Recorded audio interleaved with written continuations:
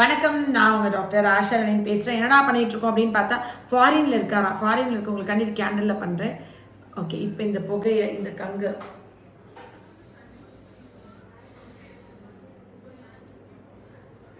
Actually காலங்காலமாக நம்ம இதில் வந்து சாம்பிராணி புகை போடுவாங்க தெரியுங்களா வீட்டில். ஆக்சுவலி வந்து என்னென்னா, அந்த சாம்பிராணி புகை மாதிரி அந்த காலத்துலலாம் வந்து சுஷ்ருதான்னு ஒருத்தர் இருக்கார், ஆயுர்வேதிக்கோட கடவுள், 600-800 ஆண்டுகளில் வாழ்ந்தவர். அவர் வந்துட்டு இந்த நெய், அதுக்கப்புறமா வந்துட்டு இந்த பசு நெய் இதெல்லாம் வந்து வீட்டில் எரிப்பாங்க. இது வந்து சுவாசிச்சா ஆக்சுவலி இது வந்து மஞ்சளை வந்து சாதாரண விரலி மஞ்சளை விளக்கெண்ணில் ஒரு 15 நிமிஷம் வச்சிடணும். இப்போ இதை எடுத்து இது வந்து மஞ்சள் ஒரு 15 நிமிஷம் விளக்கெண்ணில் வச்சிடணும். வச்சுட்டு அதுக்கப்புறம் எடுத்து இப்படி எரிக்கணும். எரிச்சோடனே இந்த புகை வருது பார்த்தீங்களா, இதை குழந்தைங்க சுவாசிச்சாங்கன்னா குழந்தைங்களுக்கு மூக்கடைப்பு, சைனஸ், தும்மல், நெஞ்சு சளி, அந்த ஆஸ்துமா, இந்த இது இருக்குல்ல ப்ராங்கைட்டிஸ், இதெல்லாம் ரொம்ப நல்லா கேட்கணும். ஆயுர்வேதிக், இது வீட்டு வைத்தியம். இப்போ ஃபாரினில் இருக்காங்க, டாக்டரோட இதை பார்க்க முடியல, அடுக்கு தும்மலாக இருக்குது, சின்ன தூசி இருந்தாலும் தும்மல் இருக்குது அப்படின்னு சொன்னால் இதை பண்ணலாம். ஆனால் இதில் என்னென்னா, இதில் வந்து கார்பன் இருக்கும், அது வந்து கெடுதல் அப்படிலாம் நிறைய யோசிப்போம்ல, அதெல்லாம் நானே பயந்துருக்கேன். நிறைய காலங்காலமாக இது 1000-2000 வருஷமாக பண்ணிகிட்டு இருந்த விஷயங்கள் தான். இது வந்து பெரிய பக்க விளைவுகள் இல்லை. அந்த காலத்துலாம் வெத்தலையை வந்துட்டு அடுப்பில் வாட்டிட்டு சூடாக போடுறேன்னு சொல்லிட்டு அன்றைக்கி ஒரு பேஷண்ட்டுக்கு தோலே குழந்தைக்கு உறிஞ்சி வந்துச்சு. ஸோ அதெல்லாம் நம்ம பண்ணக்கூடாது. ஆனால் நம்மளுக்கு கோல்டன் மில்க்னு ஒன்று இருக்குது தெரியுமா, தங்கப்பால். தங்கப்பால் என்ன தெரியாதா? கோல்டன் மில்க் தெரியாதா? உனக்கு தெரியுமா என்னது? பால் யாருக்கனே பண்ணியிருந்தாலும் அவளுக்கு தெரியுது.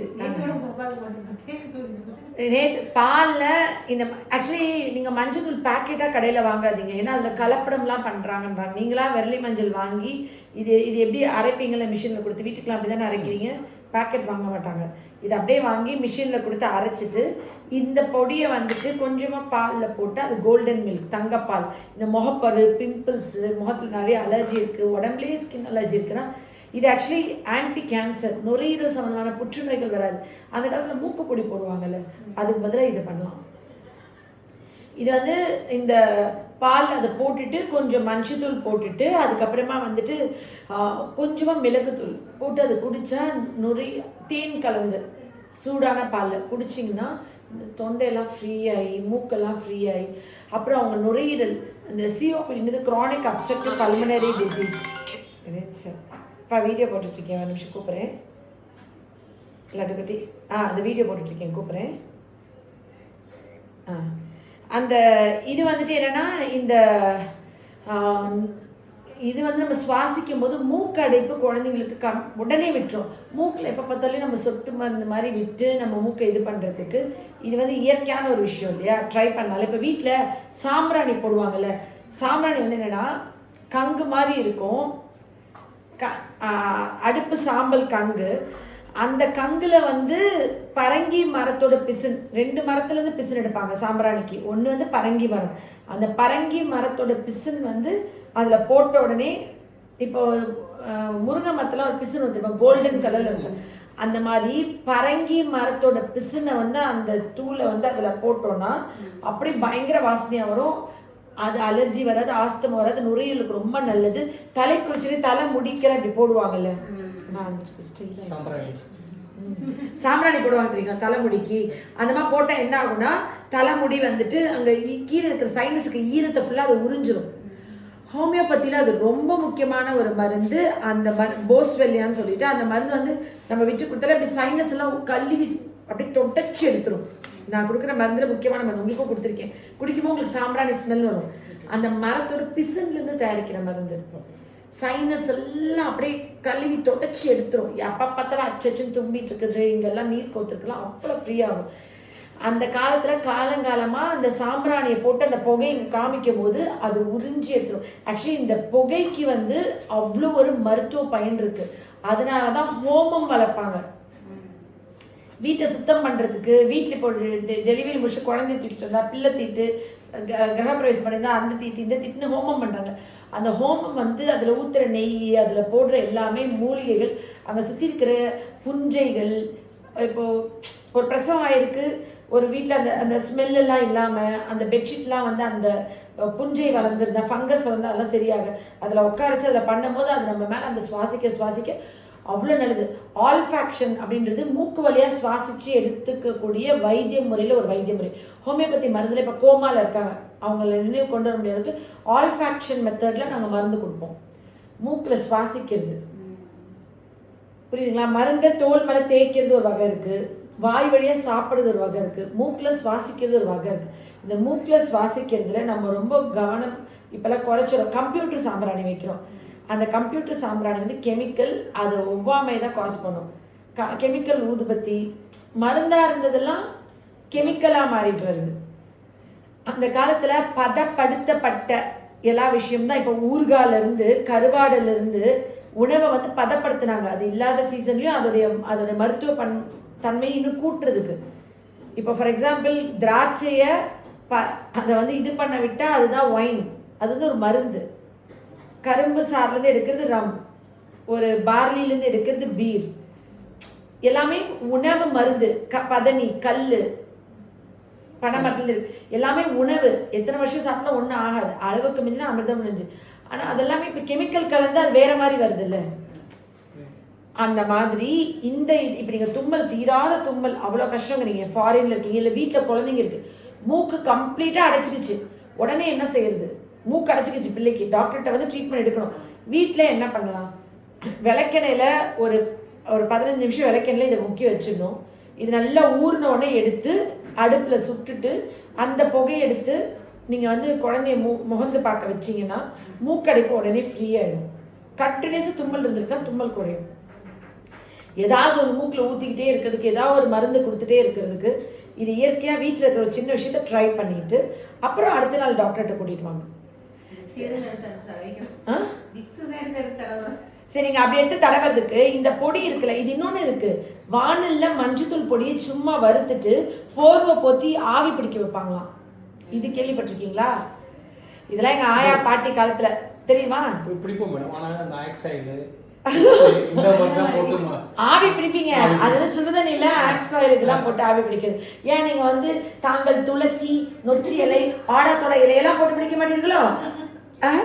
இவங்க வந்து ஈஸியா இருக்குன்றாங்க. சுடுதண்ணி கொதிக்க வச்சுட்டு துளசி, ஆடாத்தோடா, இது யூக்கலிப்டஸ் இலை, யூக்கலிப்டஸ் மரம் இருக்குல்ல, அந்த இலை, நொச்சி இதெல்லாம் அதில் போட்டுட்டு நல்லா கொதிக்க விட்டு அந்த தண்ணியை போட்டு ஆவி பிடிக்கலாம்.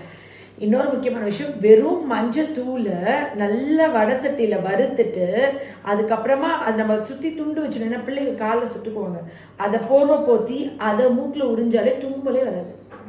இல்லை குழந்தைங்க சுட்டுக்குவாங்கன்னு பயமாக இருக்குன்னா அதில் சும்மா துண்டு இருக்குல்ல, அந்த வடை சட்டியை இது பண்ணிவிட்டு அந்த துண்டு தொடச்சி சும்மா சாதாரண துண்டு இருக்குல்ல, அதில் வந்து அந்த துண்டை அதை காமிச்சு அதை பிள்ளைங்களுக்கு ஒத்தனை மாதிரி லைட்டாக நெஞ்சில் முதுகுலலாம் வச்சு அப்படியே சளி ஃப்ரீயாகும்.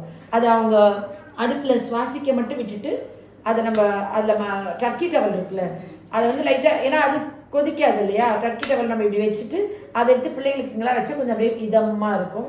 நெஞ்சில் வைக்கலாம், முதுகில் வைக்கலாம், இதிலே ஆவி பிடிக்கலாம். இதெல்லாம் இயற்கையான விஷயம், இதை பண்ணுங்கள், ஈஸியாக இருக்கிறத பண்ணுங்கள். இந்த டிப்ஸ் நான் போடவே இல்லையோ, ஆனால் நிறைய பேஷண்ட்க்கு எல்லா பேஷண்ட் சொல்லுங்கள் பாருங்க. இன்னைக்கு உங்களால் நம்ம இன்னைக்கு, நீங்கள் எந்த நாட்டில் இருக்கீங்க?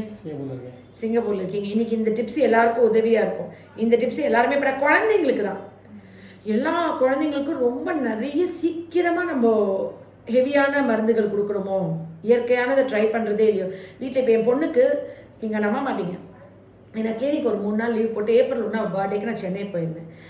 அன்றைக்கி நான் வந்து ஷாப்பிங் போயிட்டேன், அவளுக்கு பயங்கரமாக தலைவலி வந்துருச்சு. அவள் என்ன தெரியுங்களா பண்ணா, என்னோட தாய் மாமா பையன் வீட்டுக்கு தான் போயிருக்கேன், சுகு வீட்டுக்கு, என்னோட சொந்த அம்மா கூட பிறந்த அண்ணன் பையன் வீட்டுக்கு. நானும் சரணியாவும் ஷாப்பிங் போயிட்டோம். என் பொண்ணுக்கு பயங்கரமாக சளி பிடிச்சி ஃபீவர் வந்துருச்சு. நான் மெடிசன் கொடுத்துட்டு வீட்டில் விட்டு போயிட்டேன். அவளுக்கு ஃபீவருக்குள்ளே மருந்து கொடுத்துட்டு போயிட்டேன். தலை செம்மையாக வலிச்சிருக்கு, தலைவலிக்குள்ளே மருந்து அவள் வச்சிருந்த மருந்து கிட்டல இல்லை. அவள் நீர்க்கோவை மாத்திரைன்னு ஒன்று இருக்குது தெரியுமா, 10 மாத்திரை. அதை அவள் என்னுடைய கசின் கிட்ட சொல்லி, சுகுட்ட சொல்லி, பெரியப்பா நீங்கள் கடையில் போய் எனக்கு அந்த மாத்திரை மட்டும் வாங்கிட்டு வந்து கொடுங்கன்னு சொல்லி அந்த மாத்திரை வாங்கிட்டு வந்து அதை உடச்சி இது பண்ணி அவளே 10 போட்டு படுத்து தூங்கிட்டான், தலைவலி விட்டுருச்சு. குழந்தைங்களுக்கு இதை சொல்லிக் கொடுக்குறது எவ்வளோ சந்தோஷமா இருக்குது, எனக்கு அப்படியே நிம்மதியாக இருக்குது. அப்பா ஒரு அம்மாவாக நம்ம பிள்ளைக்கு ஒழுங்காக பண்ணிட்டோம். யோசிச்சு பாருங்களேன், நம்ம குழந்தைங்க நம்ம இல்லாத இடத்துல வலிக்குதுன்னு ஏதோ ஒரு வலி மாத்திரை மெடிக்கல் ஷாப்பில் வாங்கி போட்டு முழுங்கிட்டு வயிறு புண்ணாச்சு இதில் தூங்கியிருக்கா, எனக்கு அது சந்தோஷமாக இருக்குமா? டக்குன்னு ஒரு நீர்க்கோவை மாத்திரை, எனக்கு தலை வலிக்குது, உடனே நீர்க்கோவை மாத்திரை வாங்கி அதை தலையில் பத்து போட்டுட்டு அழகாக முத நாள் வந்து பியூட்டி பார்லரில் தலையில் போய் வாஷ் பண்ணியிருக்கா. அவங்க உடனே ட்ரை பண்ணாமல் வேறு யாரோ சர்வீஸ் பண்ணிட்டு இவர் லேட்டாக ட்ரை பண்ணியிருக்காங்க. அவளுக்கு முடி அடர்த்தியாக இருந்தோடனே நீர் கோத்துக்குச்சு. உடனே அந்த நீர்க்கோவை மாத்திரை வந்துட்டு வீட்டில் இங்கே கூட இருக்கும், எப்படியும் வீடியோ போட்டிருக்கோம். 10 மாத்திரை அது பேர்.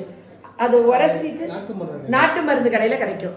அதை உரசிட்டு அதை வந்து தண்ணியில் அதனால சும்மா இடிச்சிட்டு கூட பொடி பண்ணிவிட்டு தண்ணி மிக்ஸ் பண்ணி நெத்தியில் இப்படி 10 போட்டால் அப்படியே நீரை ஃபுல்லாக உறிஞ்சிடும். எத்தனை பேர் பண்ணுறீங்க? நீங்கள் வச்சுருக்கீங்க. இவருக்கு சிங்கப்பூர் கொடுத்து விட்டீங்களா? மனுஷன் எவ்வளோ தலைவலின்னு ஃபீல். நல்ல முறைங்க, மெதுவாக வீடியோ பார்த்துருந்தா வந்து நீ அங்கே போய் பாரு, மேடத்தை பார்த்து வாங்கிக்கோங்கன்னு சொன்னீங்க. சரி, நம்ம சூப்பராக இதெல்லாம் நல்லபடியாக அவங்க எல்லாருக்கும் இது பயன்படணும். நான் பண்ணுற விஷயம் நீங்கள் எல்லாரும் கூட பண்ணணும்னு சொல்லி உங்களோட அம்மாவா, அக்காவா, சகோதரியா எப்பயுமே என்னோடய டிப்ஸ் வந்து வீட்டில் உங்கள் பக்கத்தில் இருக்கிறத எடுத்து யூஸ் பண்ணுற மாதிரி தான் சொல்லுவேன். ஏன்னா அப்போ தான் நீங்கள் ஈஸியாக பயனடைய முடியும். அங்கேருந்து இங்கே வந்து என்கிட்ட மருந்து வாங்கி சாப்பிட்டா சரியாகும் தான். நீங்கள் ஏன் இவ்வளோ தூரம் வரணும்? நீங்கள் உங்கள் வீட்டிலே குணமாயிருங்க அப்படின்னு சொல்கிறேன். சரிங்களா? என்னுடைய களங்கம் இல்லாத இந்த அன்பு உங்கள் மேலே, என்னுடைய என்ன சொல்கிறது, உள்ளம் மனசுலேருந்து என்னோடய உடல் பொருள் ஆவியெல்லாம் பிழிஞ்சு உங்களுக்காண்டி என்னுடைய அன்பை நான் கொடுத்துட்டே இருக்கேன். நீங்கள் எல்லாம் என்னை ப்ளஸ் பண்ணிகிட்டே இருங்க. Love you all. நன்றி. நீங்கள் எவ்வளோ